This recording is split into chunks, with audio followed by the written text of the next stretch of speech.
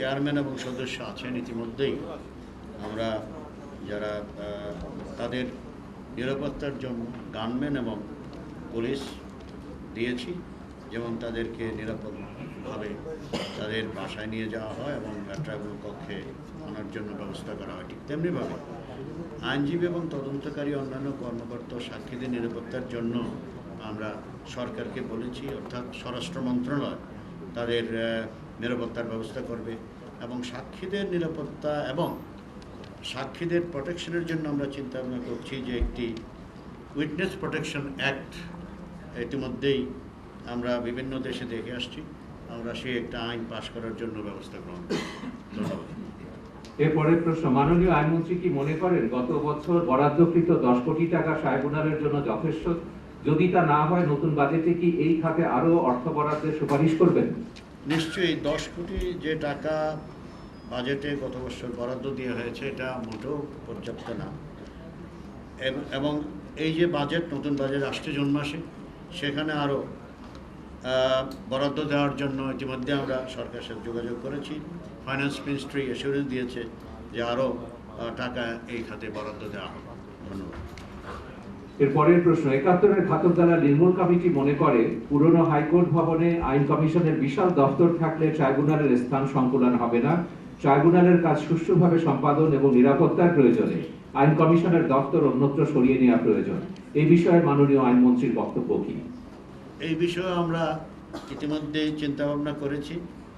প্রয়োজনে আমরা নিশ্চয়ই আইন কমিশনের যে দপ্তর আছে একটি সুন্দর জায়গায় সরিয়ে নেওয়ার জন্য ব্যবস্থা গ্রহণ করব। আবার পরের প্রশ্ন অ্যাডভোকেট সুরঞ্জিত সেনগুপ্তকে। প্রশ্নটি হচ্ছে, দ্বিতীয় বিশ্বযুদ্ধের পর নুরেমবার্গ ট্রাইব্যুনালে নাৎসি পার্টির সকল তৎপরতা নিষিদ্ধ করা হয়েছিল যাতে তারা বিচারে বিঘ্ন সৃষ্টি করতে না পারে। বাংলাদেশের ট্রাইব্যুনালের বিরুদ্ধে জামাত ইতিমধ্যে বিভিন্ন হুমকি দিচ্ছে। এই হুমকি প্রদানকারীদের বিরুদ্ধে সরকার কি কোনো ব্যবস্থা গ্রহণ করবে? সুরঞ্জিত দাস। এটা জানেন আপনারা সবাই যে দ্বিতীয় মহাযুদ্ধের পরে নাৎসিরা কোথায় গিয়ে সভা করছে, সমিতি করছে, প্রেস কনফারেন্স করছে, ওইটা মিছিল করছে, এটা একটু শুনে। এটা হয় না। যারা মানবতার বিরুদ্ধে অপরাধ করে, যুদ্ধ অপরাধ করে, তাদের এই মৌলিক অধিকার এই জায়গায় এইভাবে না। আমি তো আগেও বলছি, এখনো বলতেছি, নাৎসিরা যখন এখনো যারা বিচার করে তারা কোনো উকিলই পায়নি, দেশে বিদেশে তো দূরের কথা। সুতরাং এখন জামাত যেগুলা করতেছে আর আমরা যেগুলা করতে দিতেছি, আমার মনে হয় যুদ্ধ অপরাধী চিহ্নিত করলে এটা কোথাও হয় নাই, এখানে হওয়া উচিত না। ধন্যবাদ। এরপরের প্রশ্ন, জামাতের একজন আইনজীবী নেতা বলেছেন 73-এর আইনে জুডিশিয়াল রিভিউর অধিকার কেড়ে নেওয়া হয়েছে। এ বিষয়ে অধ্যাপক মিজানুর রহমানের বক্তব্য জানতে চাই। আসলে প্রশ্নের উত্তর দেওয়ার সময় দর্শক শ্রোতা আমাকে ক্ষমা করবেন, একটু নিজের একটু প্রশংসা না করে বোধহয় পারছি না। সেটা হচ্ছে যে জামাতের যে নেতাই কথাটি বলেছে যে উনি আমার কাছে আন্তর্জাতিক আইন পড়েননি। যদি পড়তেন উনি জানতেন যে আন্তর্জাতিক ফৌজদারি আইনটা কি কি নীতিমালা সেখানে আছে এবং কিভাবে একটি আন্তর্জাতিক আদালত বা আন্তর্জাতিক অপরাধের বিচার পৃথিবীর যে কোনো স্থানে সংঘটিত হয়ে থাকে।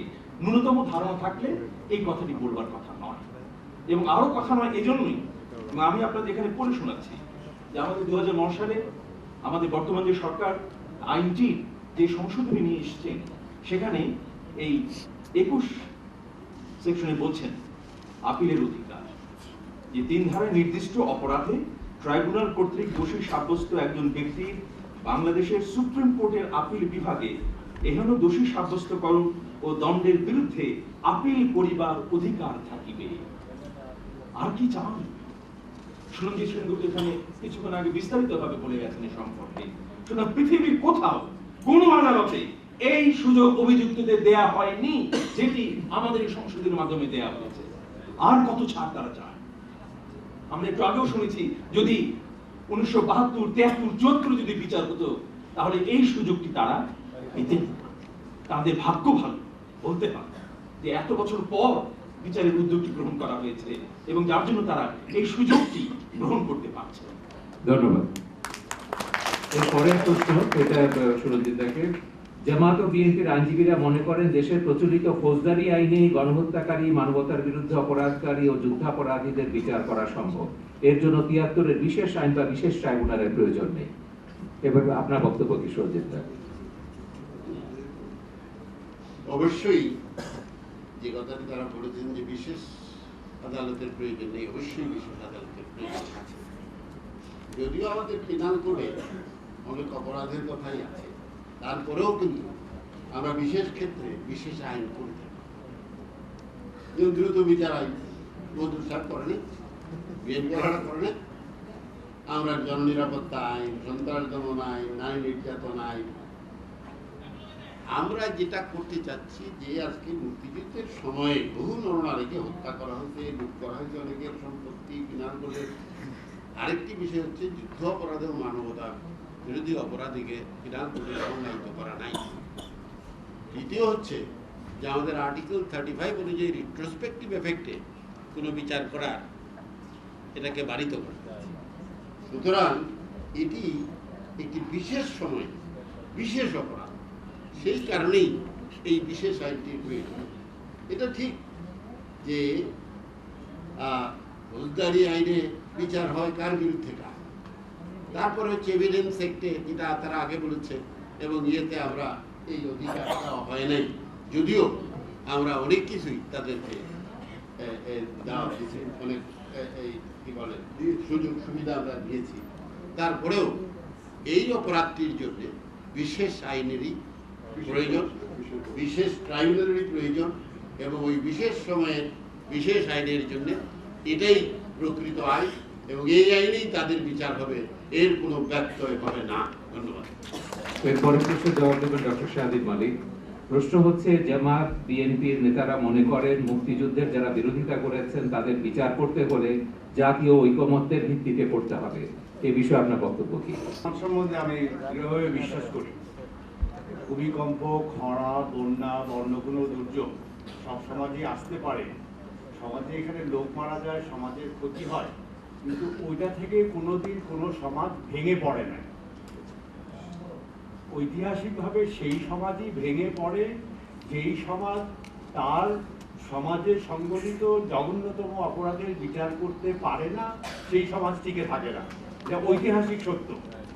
অতএব আমরা এটা সবাই জানি যে ৭১-এ বাঙালির ইতিহাসে সবচেয়ে জঘন্যতম অপরাধ হয়েছিল, এবং এখানে তো জনমত অবশ্যই আছে, কারণ আমরা জানি যে এই অপরাধের বিচার করতে না পারলে এই সমাজ টিকবে না। আমরা সবাই এই সমাজ, এই দেশের মানুষ, এবং আমরা সবাই জানি চাই এই সমাজ, এই দেশকে আমরা টিকিয়ে রাখবো, এবং টিকিয়ে রাখতে হলে সবচেয়ে বড় অপরাধের বিচার আমাদের করতেই হবে। দুনিয়াতে সব জায়গায় একটা আমরা সবাই জানি যে অন্য কোনো কারণে সমাজ ভেঙে যায় না। ঐতিহাসিকভাবে সব সমাজ ভেঙেছে যেই সমাজ তার মধ্যে সংগঠিত সবচেয়ে জঘন্য অপরাধের বিচার করতে পারে না। আমরা ওইরকম সমাজ না, আমরা ওইরকম সমাজ হবও না। অতএব এখানে ঐক্যমত্য আছে। ধন্যবাদ। এর পরের প্রশ্ন বিচারপতি সৈয়দ আমিরুল ইসলাম দেবেন। প্রশ্নটি হচ্ছে, বিএনপির একজন আইনজীবী বলেছেন সংবিধানের ৯৪-এর ৩ ধারা অনুযায়ী হাইকোর্টের কোনো বিচারপতি ট্রাইব্যুনালের বিচারক হতে পারেন না। এ বিষয়ে আপনার বক্তব্য কি?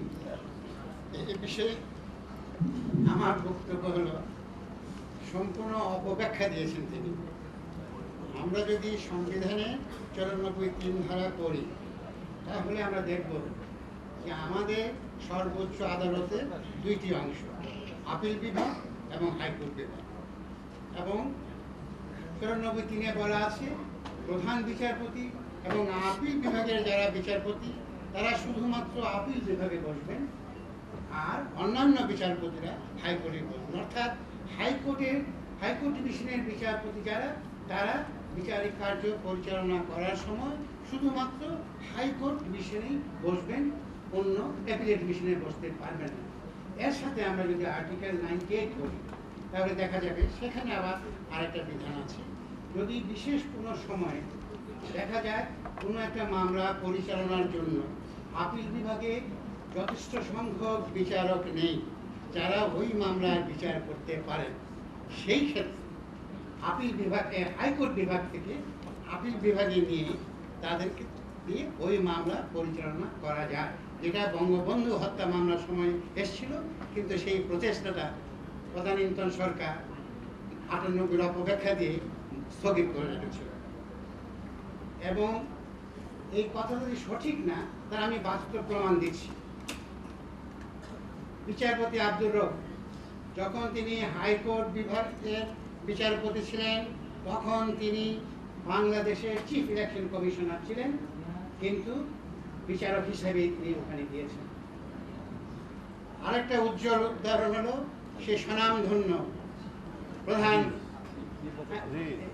Chief election commissioner Abdul Aziz, যিনি আপিল বিভাগের বিচারক থাকাকালীন বাংলাদেশ ইলেকশনের চিফ কমিশনার হয়েছিলেন, কিন্তু তিনি আপিল বিভাগ থেকে পদত্যাগ করে যাননি।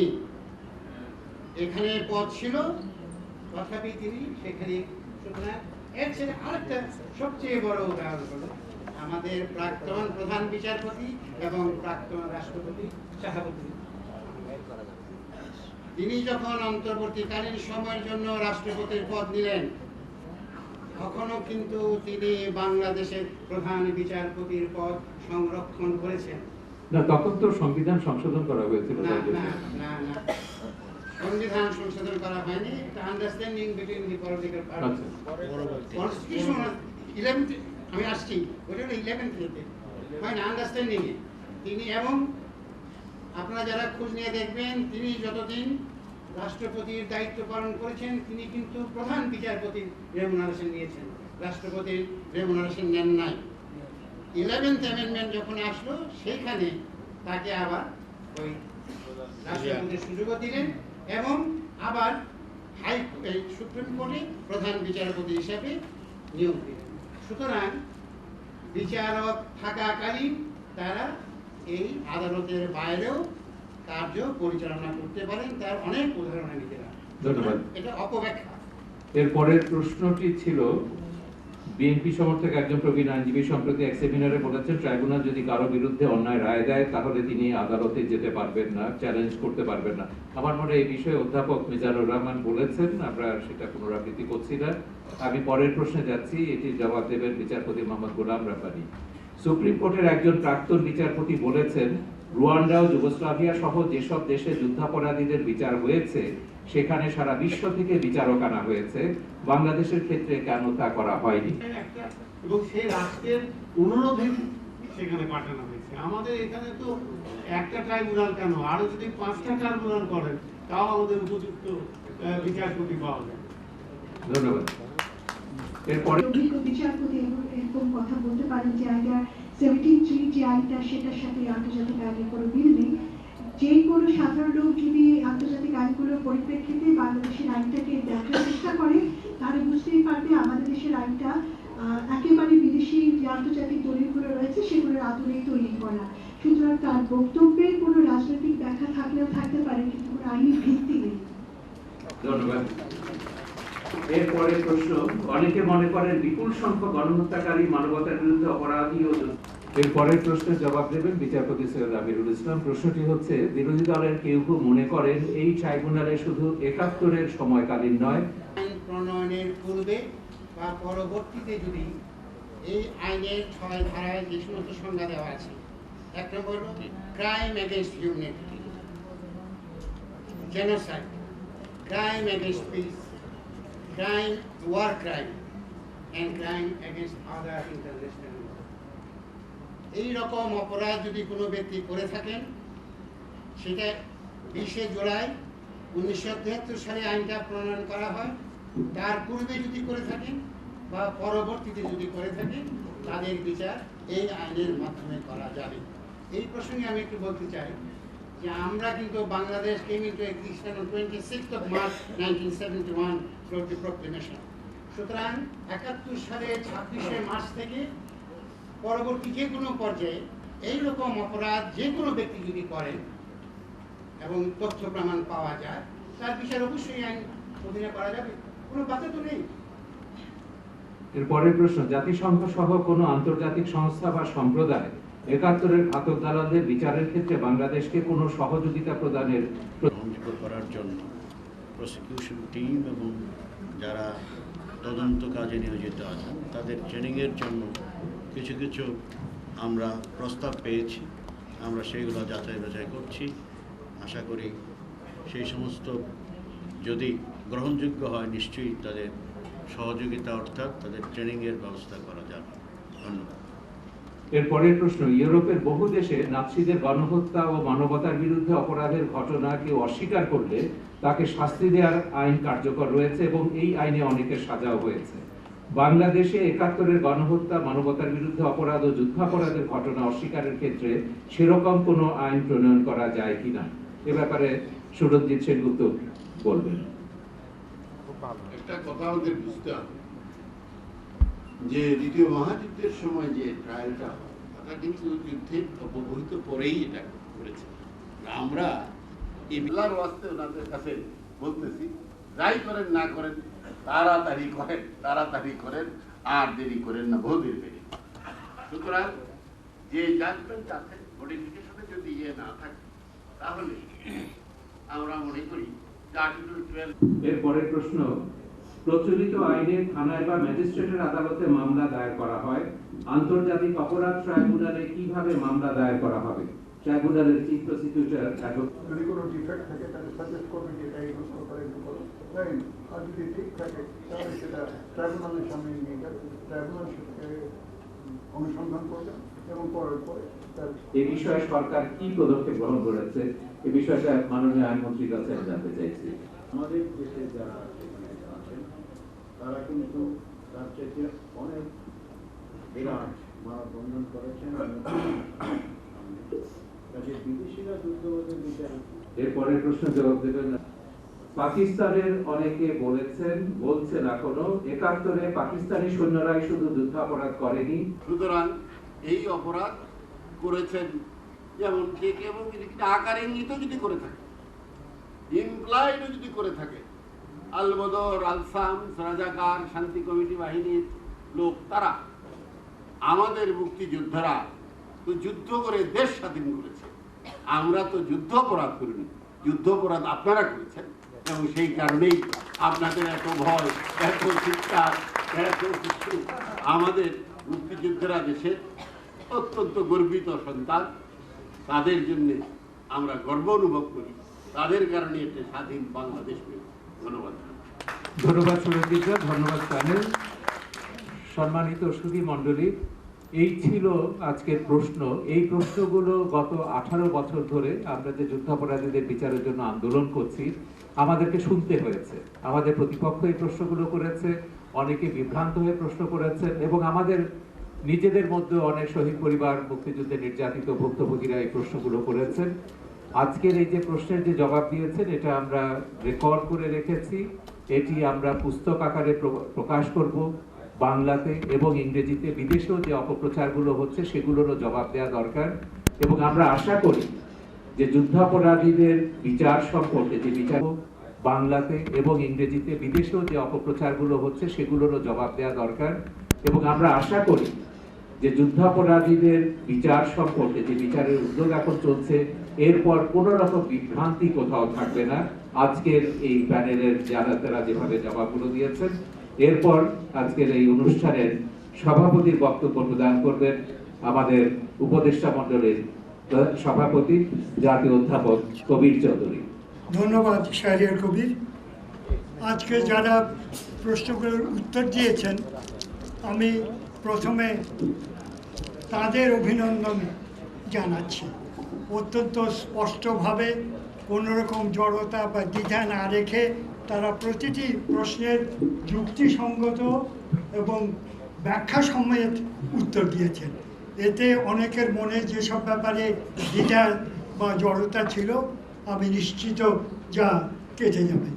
আজকে আমাদের শিরোনাম ছিল ৭১-এর গণহত্যা, মানবতার বিরুদ্ধে অপরাধ ও যুদ্ধাপরাধের বিচার, দেশে বিদেশে প্রশ্ন। তো নানা প্রশ্নের কথা আমরা এখানে শুনেছি, নানা উত্তর আমরা পেয়েছি। আমার শেষে বলবার কথা খুবই সামান্য। বিচারের প্রশ্ন নিয়ে কারা প্রশ্ন তুলছেন এবং কি উদ্দেশ্যে প্রশ্ন তুলছেন। যারা দেশের সত্যিকার নাগরিক, দেশপ্রেমিক নাগরিক, বাংলাদেশকে যারা ভালোবাসেন, যারা যুদ্ধের যন্ত্রণা আমাদের সেই সময় সহ্য করেছেন, তাদের সন্তান সন্ততি, তাদের পরিবারের লোকজন, তাদের বন্ধু বান্ধব, তারা কেউ প্রশ্ন তুলছেন যুদ্ধাপরাধীর বিচার নিয়ে? প্রশ্ন তুলছেন যাদের শঙ্কিত হওয়ার কারণ আছে, যারা যুদ্ধাপরাধীদের সঙ্গে, অপরাধের সঙ্গে প্রত্যক্ষ বা পরোক্ষভাবে জড়িত, তারাই প্রশ্ন তুলছেন। এবং প্রশ্ন যত বিচার প্রক্রিয়ায় এগিয়ে আসছে, শুরু হচ্ছে, সাক্ষ্য প্রমাণ সংগৃহীত হচ্ছে, নানা দিকে এগিয়ে একটা কর্মচাঞ্চল্য দেখা যাচ্ছে, তত তারা শঙ্কিত, ভীত এবং মানুষকে বিভ্রান্ত করার প্রয়াসে তারা নেমে পড়েছেন। তাদের উক্তির পেছনে মিথ্যা, বিভ্রান্তি ছড়ানো, অসৎ উদ্দেশ্য ছাড়ার কিছুই নেই। একটা কথা স্পষ্ট,